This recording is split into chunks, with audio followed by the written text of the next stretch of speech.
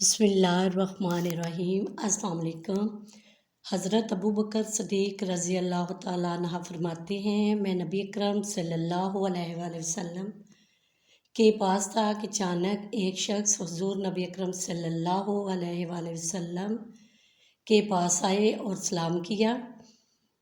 رسول اللہ صلی اللہ علیہ وآلہ وسلم نے ان کے سلام کا جواب دیا اور آپ صلی اللہ علیہ وآلہ وسلم کا چہرہ مبارک خوشی سے دمک اٹھا اور آپ صلی اللہ علیہ وآلہ وسلم نے ان کو اپنے برابر بٹھایا۔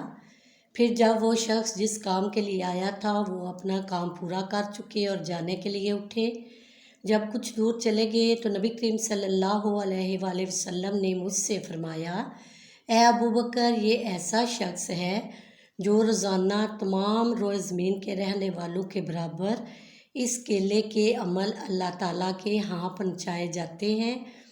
حضرت ابو بکر صدیق رضی اللہ تعالیٰ عنہ فرماتے ہیں، میں نے عرض کیا، یا رسول اللہ صلی اللہ علیہ وآلہ وسلم، یہ اتنا ثواب روزانہ اس کو کیوں کار ملتا ہے؟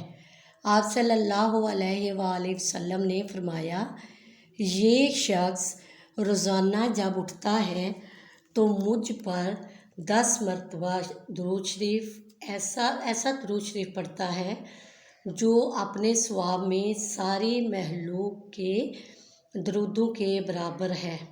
صلو علی الحبیب صلی اللہ تعالیٰ علی محمد صلی اللہ علیہ وسلم۔